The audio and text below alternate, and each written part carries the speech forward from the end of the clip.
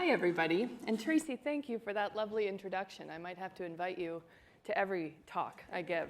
Thank you. And thank you all so much for being here and for having me. As Tracy mentioned, I'm here from Viacom. Viacom is home to some of the world's most recognizable media brands. Brands like MTV, VH1, Comedy Central, Paramount Pictures, Nickelodeon. The list goes on, but the point is that 24 hours a day, 7 days a week, in 160 countries around the world, our fans invite our content into their homes, onto their phones, and into their lives. So second by second, minute by minute, like by like, Viacom's connecting them with the content that they love. So it's our job to know them better than anyone does and give them new ways to share what we make and build the visceral connection that powers our brands and our business. My group, Scratch, well, we open up the API of Viacom. We pull back the curtain on everything Viacom knows about its audience, about why they do what they do, and about the experiences and content that moves them, the things that resonate. And we help our partners do that. We help our partners create messages and stories and brands and products and experiences that are going to break through the clutter and get some attention. So we end up talking a lot about our largest and most important audience, the millennials. So raise your hand if you're a millennial born between 1981 and 2000. All right, we've got a handful of folks in the room. You have to keep me honest when we get to Q&A a little later. I hope you'll call BS if you think I've missed it. Now, raise your hand if you own a millennial or are owned by one. All right, so there's so much chatter out there about this generation. And when most pundits talk about millennials, this is the kind of thing you're seeing. Take a look. You had it with no one taking selfies in your mirrors? Are you sick of never being able to give out all your participation trophies? Is your Facebook, skateboard, Instagram megabytes? Then you need a millennial. Hi, I'm Leslie Masters, and this is a millennial. The millennial is the latest and greatest cultural demographic, and it's been improved in every way. Start with an extreme addiction to social media. We hired a professional bodybuilder to pry a hole out of a millennial's hand. But he can't do it. Think that's all? Well, it's not, dummy. Each millennial is also a raging narcissist. That's me. Me. Me and Kanye. Every millennial comes with unrealistic career goals. I'm planning on donating most of the proceeds from my organic crowdfunding digital startup bike shop that I haven't opened yet to buy shoes for DJs that don't have shoes. And how do you actually intend to do that? And they're lazy! Who do I talk to about my promotion? And can you talk to them for me? Thanks. But don't just take our word for it. Listen to what the experts say.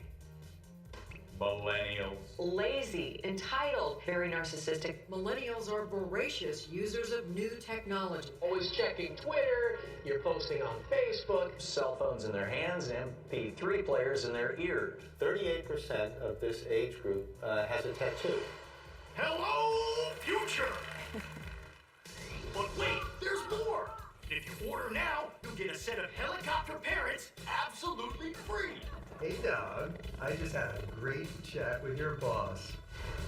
Millennials, for the home, for the office, for the great outdoors. Order yours today. Millennials available as long as supplies last. Must have Wi-Fi signal and constant praise. Millennials must not be reminded of crippling student debts or unrealistic career choices.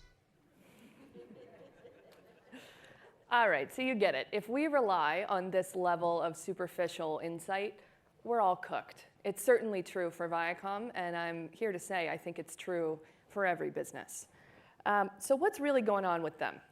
The truth is, while we're in here chatting, 2.4 billion of them around the world, a third of humanity, are out there deciding what and who gets to come with them into the future they're building.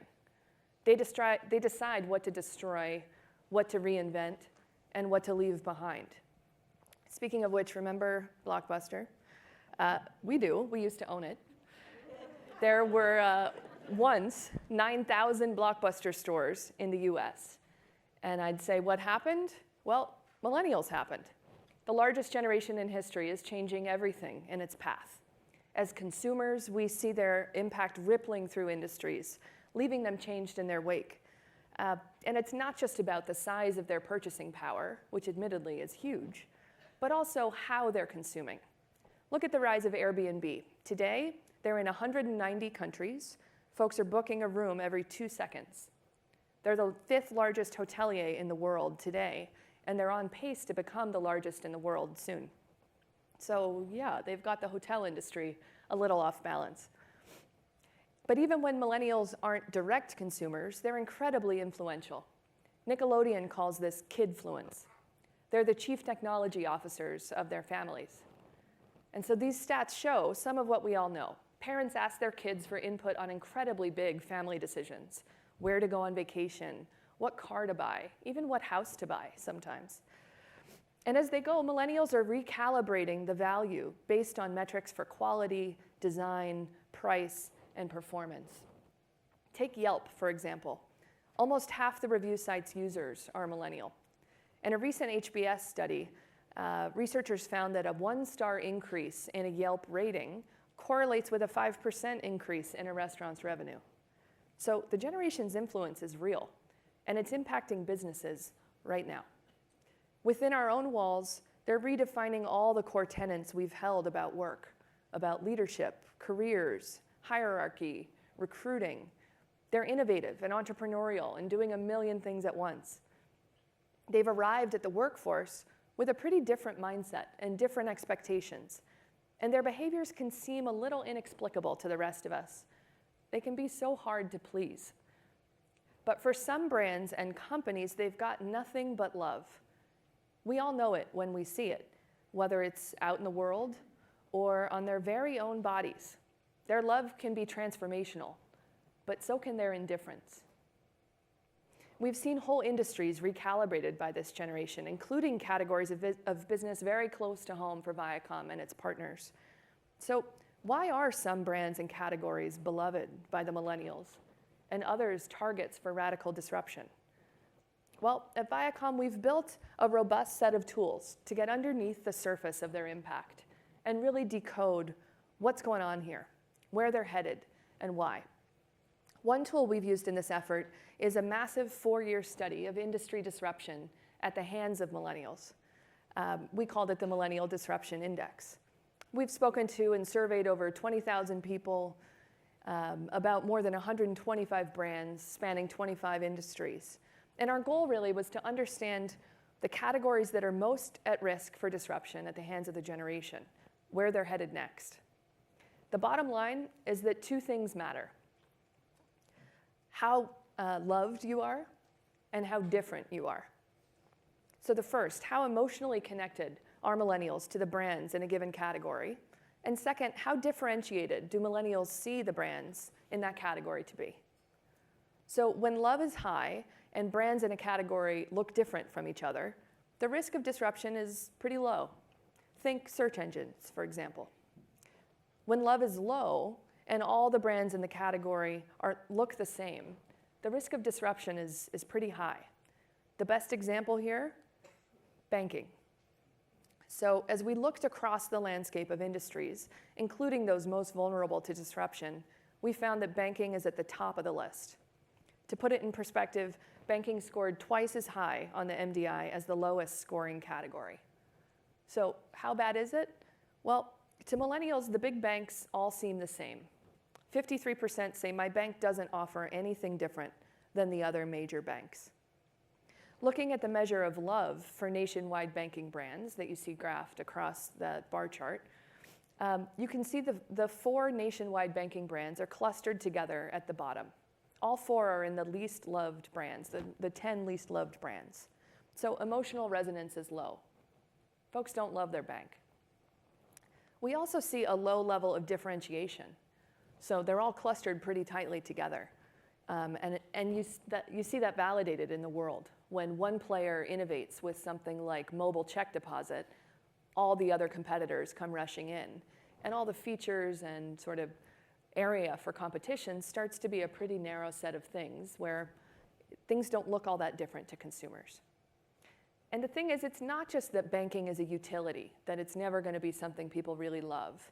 Because look at some of the brands that are up in the top of the stack. Brands like Tide, brands like Crest. Those folks make detergent and toothpaste. That's not a terribly exciting product. But the point is, this isn't just about the product or the category. It's about connecting powerfully with this generation. And from our perspective, the banks really are in danger of millennial disruption. Millennials see the change coming. 2/3 say the way we access our money will be totally different in 5 years. Half say they wouldn't be sad if their bank went out of business. Combine these stats with the range of new entrants jumping in. They're cropping up every day, oftentimes founded by millennials or by some of their favorite brands. And they're starting to change the way we access and manage our money. And they're challenging the institutions that have been the bedrock of the banking industry for decades. Established companies in financial services are tuning into the threat, and they're starting to respond. They're trying to adapt to capture the love of millennials before it's too late. But of course, we're not just talking about financial services or just about banks. And we're not even just talking about millennials for their own sake. Capturing millennial love is crucial for any brand or business to be relevant and successful in the future. They're the canary in the coal mine.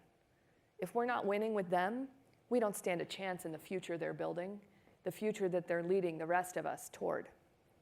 So what do you do as marketers or as brand builders faced with this generation who can often be puzzling or perplexing? Well, it starts with understanding them, figuring out what drives them, what moves them, what part you can play in their lives. And so, since understanding an entire generation is a big job, and I'm only here for about 30 minutes, I thought I would give you 13 ways of looking at the future, a future that's increasingly being written by the millennials. So let's just get it out of the way first and say it. We hate them. At least that's what people say. They're lazy, they're entitled, they're spoiled. You heard all these things in the video we started with. The press has labeled them the instant gratification generation, and I get it. I get why some people don't like the millennials. They're making our jobs so hard. As consumers, they expect every retail experience to be as painless and as simple as the Apple Store. They expect brands to live up to how Nike makes them feel about themselves. They expect every product to evolve and improve the way Spotify has. And at work, they're telling us they can do anything and that they deserve a promotion already. No wonder they're called entitled. But we love them too, because the truth is they kind of can do anything. This generation isn't hell-bent on destroying the world. They're driven to find what's new and make the world better with what they create. 22 of Forbes' top 100 most promising companies are run by millennial CEOs. They're creating huge commercial opportunities for all of us. In the workplace, they're not position players content to learn and own one part of the process. They're true athletes. They're versatile, capable, and eager to perform. They want to work on multiple projects simultaneously. They want to see the big picture. They want to know when and how they're getting to the next level. They've got an insatiable appetite for what's next. Frankly, they're not always so sure about us, and can you blame them? They've inherited a world of problems. Here in the US, they're the first generation that believes they won't do as well as their parents. They've grown up in a world with economic, political, and environmental realities that can seem pretty bleak. But they rely on us. They love us. They see us as skilled, experienced, as valuable. They're looking to us for help, for guidance and insight. Because this generation has a really different view of authority. And it started with their parents. Boomers' parents expected them to be seen, not heard. But millennials, they were raised at the center of the family, with parents reorganizing their work schedules to shuttle their kids to activities and play dates. As you see here, they've had their own mama and paparazzi documenting every important moment in their lives. Their parents supported them, rooted for them, guided them, so much so that 75% of millennials say parents of people my age would rather support their kids than punish them. When we asked millennials around the world whether they saw their parents as equals or authority figures, nearly half replied that their parents were both. At Viacom, we stopped calling it parenting, and we started calling it parenting. As their managers, we inherit that view of authority. They're looking for their bosses to be gurus, to be friends, to help lead them to success. Look what we heard from one millennial. Dear boss, I want you to be like my Yoda. Guide me where I need to go. Don't hold my hand, just point me in the right direction. Let me run with my ideas. Checking in with me along the journey would be appreciated. Sometimes you give me a project, and then I never hear from you again. Not cool. I love this quote because it's totally all over the place. Give me direction, but not too much. Let me do it myself, but check on me. They're asking us to be like Yoda, to read their minds as we guide them. They expect us to support them and to help them reach their potential. When older folks were their age, we tuned in, turned on, and dropped out. We gave the man the finger. Not this generation. They're affecting change from within. As MTV's president Stephen Friedman likes to say, millennials aren't fighting the power. They are the power, and they know it. They believe they have the potential to do something meaningful, something big. They were raised by parents who told them, you're going to be great. It's no wonder they're confident. They even got trophies coming in 11th place.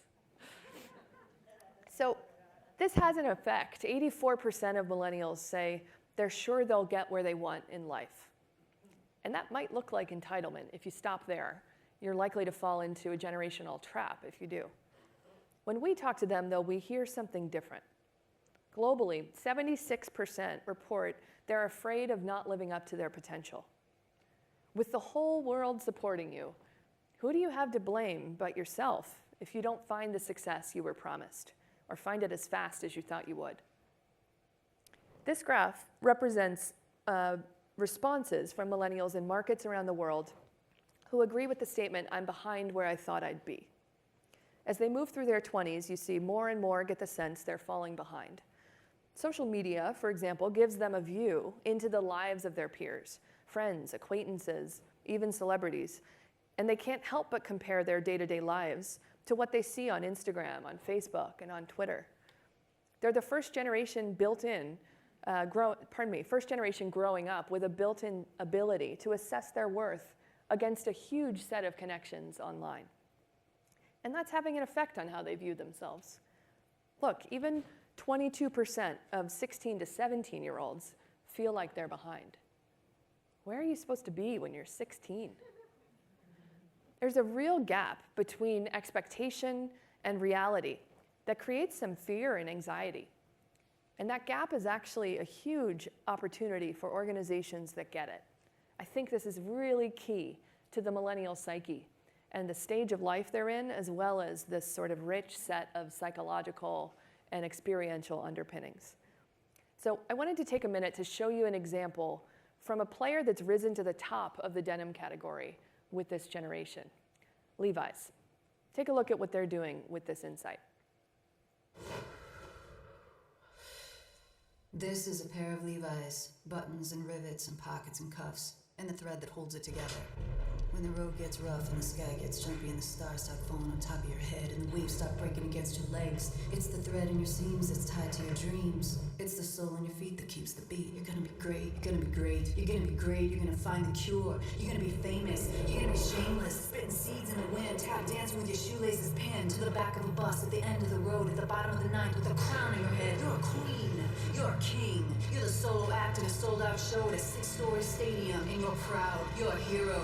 You got hero's grip, swinging by a single stitch. You follow your heart, follow the leader. You're the leader. Are you joking? Are you breaking? Are you shaking? You're the next living leader of the world.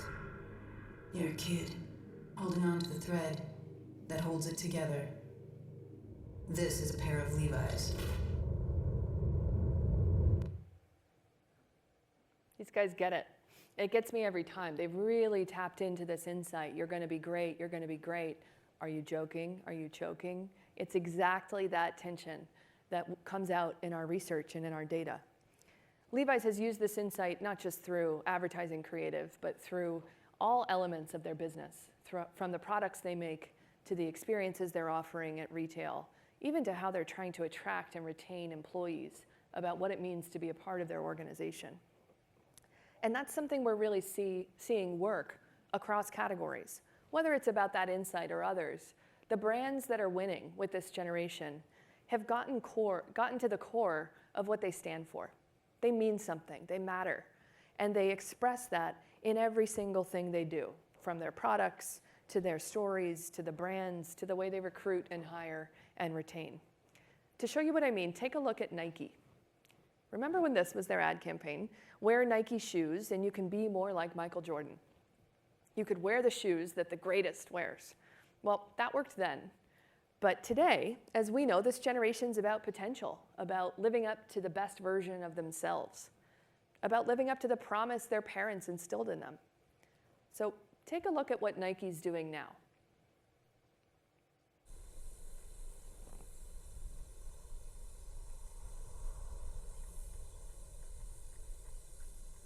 Greatness, it's just something we made up.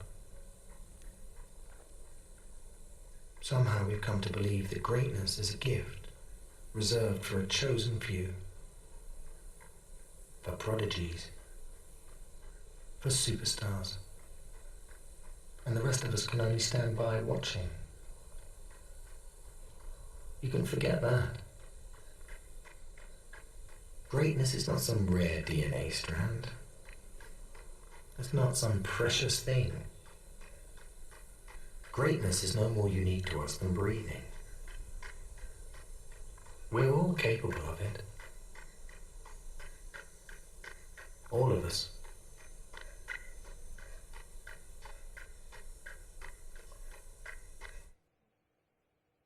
Don't be like Mike, be like you. Be the best version of yourself. That's a pretty powerful consumer message. And that's just their ad campaign. How does Nike message its brand to their own employees? Well, this is an excerpt from their recruiting website. The message is not about their legacy as a leader in sports. Instead, it's about the employee. It's about what it means to be there. What's really interesting is our research is increasingly showing that the brands millennials love are the companies they want to work for. And the companies they want to work for are the brands millennials love. Brand equity is the same, whether you're talking to prospective employees or to clients or customers. So figuring out what you stand for and messaging it consistently, it's not just about recruiting or retention, it's about building business. Being clear and consistent about who you are, though, has never been more important and never harder. This generation's living in a world where time and space has been compressed. Look at some of these stats. Average millennial sends or receives 181 texts per day. We now consume 100,000 words a day, a 350% increase since the 1980s. Millennials are consuming over 9 hours of data a day, but they do it in only 6.5. And yet, they're showing signs that they crave a return to what's slow. With the rise of slow food, slow drip coffee, mindfulness, apps to kill distraction, deactivation days, we're seeing this generation once more than just a life defined by speed. They're calibrating their cadence at every turn. They've got a more sophisticated, developed, complex, and nuanced preference around speed and timing of any generation yet. They're controlling the pace of their lives amid culture that's accelerating at a breathtaking pace. Sometimes they want fast, yes, but sometimes they want slow. And they decide. They decide if it's worth waiting for. So what does that mean for us as employers, as commercial partners, as brands? How do we fit in the cadence of their lives? It's a big question, but one worth grappling with because we're not just talking about millennial preferences. They're not some distant group. They're closer than we think. In 1967, Stanley Milgram said we're all separated by at most 6 degrees. Kevin Bacon agreed. 4 years ago, Facebook data scientists analyzed the links between users and found it was closer to 5.3. They did the same analysis last year and now say it's about 4.8.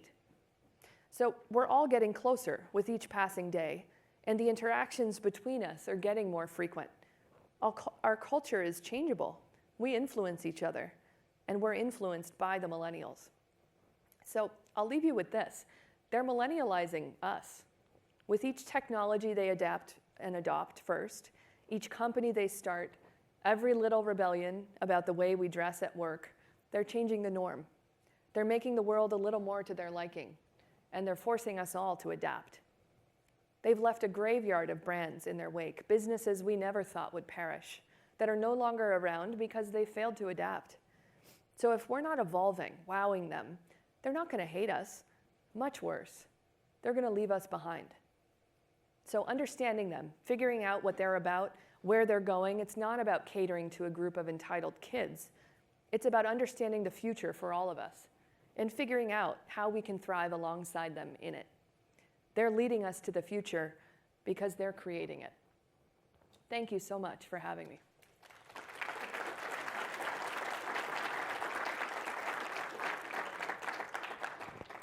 With that, I'd be happy to take a couple questions. I think we have a few minutes left. If anybody has a question, please let me know.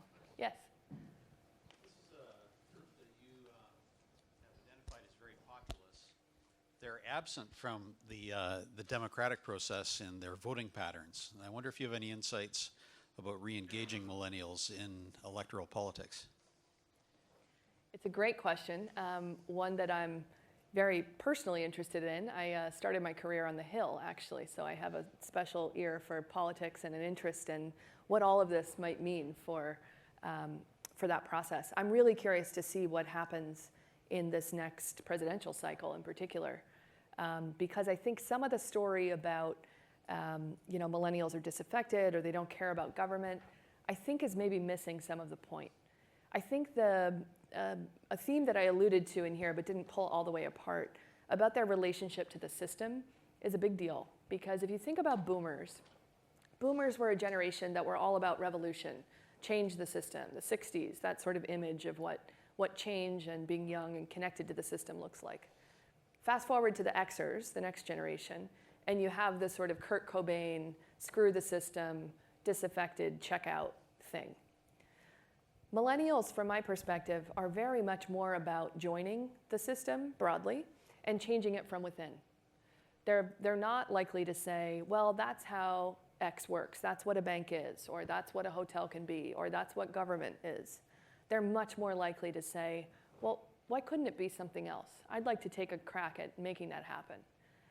So some of the stories that are out there about millennials in government, I think, are often coming from a very Xer point of view, which is to say, maybe they're not participating in the ways we've traditionally imagined what politics looks like. And so people are saying, oh, they don't care, or they're checked out, or they're apathetic. I don't think they're apathetic at all. I think they're just looking at other ways of impacting and influencing what happens in the world, not sitting back and expecting the traditional and old institutions to be the ones that are really going to shape the direction. Now, that being said, do I hope millennials get more engaged as voters, as fundraisers, as candidates, as all of these things? Yes, absolutely. And I've been really encouraged by some of the things I'm seeing young members of Congress do. There's a Millennial Action Project that I know Congressman Kennedy, for example, who I've done a bit of work with, has been very active in, trying to say, how do we make this whole body feel more resonant with the way the world actually works today? You see some examples of interesting things popping up where people are engaging with, say, new social media platforms or new kinds of campaigns or of storytelling about what a candidate means or doesn't. I'm really interested to see how that plays out this season, but I think it's a topic that's a bit misunderstood, actually. So thanks for the question. Yes? From a global perspective, I feel that the world is still divided into two sections, developing countries and developed countries. I am from a developing country, and I don't see so many kinds of changes which are reported in the millennials' characters and their lifestyle and all that. Like I still in India try to go by my appreciate and all that we make how we do parents play a role. So do you think that when the global brands are advertising all over the world, do they take into consideration these kinds of differences in the two sectors of the economies of the world? It's a very good question, badly paraphrased if anyone didn't hear it. Is this true globally? Is this true in the developing world as well as the developed world? And I'll tell you, we were actually a little surprised to see that, yes, it's very much true. When we first started noticing some of these themes, it was in our domestic business, when MTV was going through a rebirth about 6 or 7 years ago. we were in a moment where, MTV has always been about youth culture. And if you can imagine, the youth of 1981, when we were founded, if we followed them up in age, we would not be a youth brand anymore. So every so often, MTV has to sort of shed its skin, reimagine what it is, and start over. One of those cycles happened about 6 or 7 years ago when the Millennials sort of took hold of the channel. And we were really missing the mark at the time. And what happened was a complete overhaul of the channel involving a lot of deep research into, well, who is this generation and why are things different for them? So when we started making those observations in the US business, we were very interested in both for our own businesses in 160 countries around the world and for so many of our partners that even if they're participating in a US or domestic activity, are trying to figure out what else applies elsewhere. We were very interested in what's true globally. And when we set out to do this research, I sort of thought some of the parenting and potential story might be a very American thing, and was really surprised to see that in Brazil, in China, in Russia, in India, those things held up, in some cases even stronger than in the US. That people were really leaning on their parents as these mentors and advocates, as the guides, that they had a much closer relationship, even in places where they said, well, I wouldn't tell my parents some things, but it wasn't the sort of sneaking out of the house, misbehaving things that I wouldn't have told my parents about.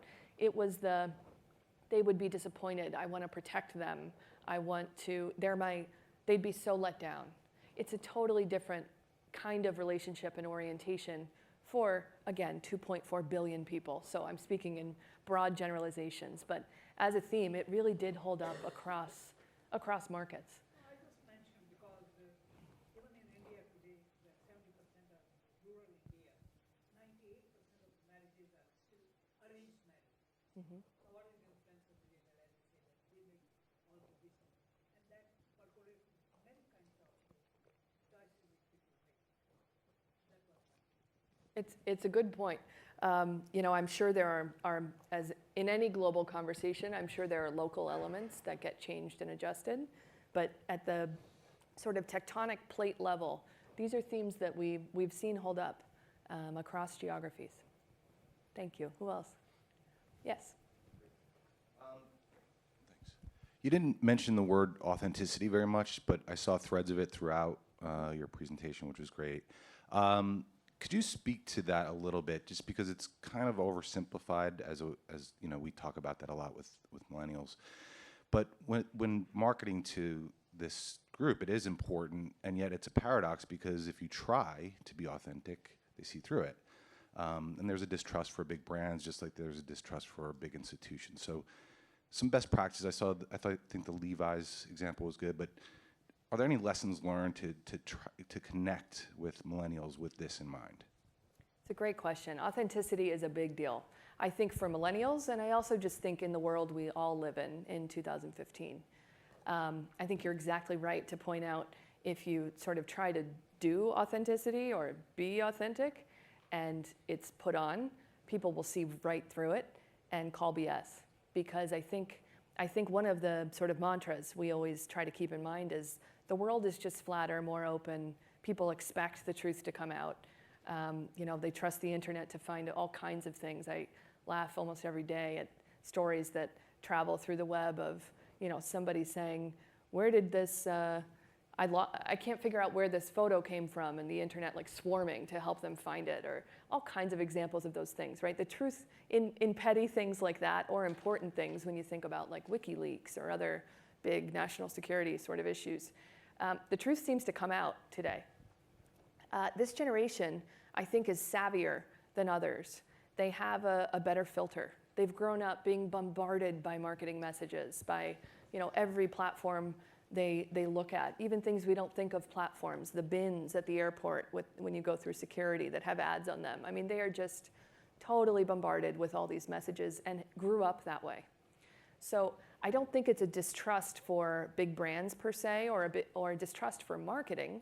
I think they're aware that this is a company and they're interested in me being a customer or in me thinking of their brand somehow, and they're trying to give me a message. They're aware of that.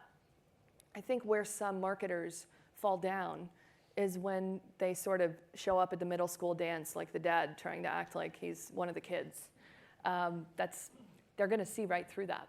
So I think figuring out what's core to a brand or a product or an offering, what's really true, heart of hearts about a message, and staying true to that, figuring out where a brand has permission to play and where a brand doesn't, whether that's by platform or by the strategy or the orientation or the creative.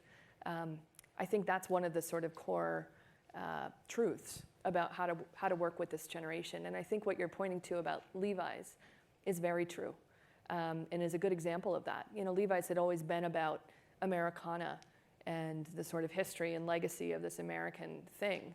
Well, I'd say their creative today is still very much in line with those American spirit, that American spirit and those American ideals, but they're sort of remixing them and putting them out in a way that feels very current and very tuned in. Another example would be Chevy, a brand that I've done a lot of work with. When we started working with Chevy, when they were emerging from bankruptcy, they were still in a sort of apple pie, ice cream, golden retriever pickup truck sort of mode. And they knew and said, we've got to adapt and find a new way. We've been given this second chance. What do we do? And with a whole host of partners, they have turned that brand around to now be positioned around find new roads. Something that is still, again, very sort of tapped into that Americana idea, but it's about the pioneering spirit. It's about progressive, forward-looking, entrepreneurial, where are we going to go?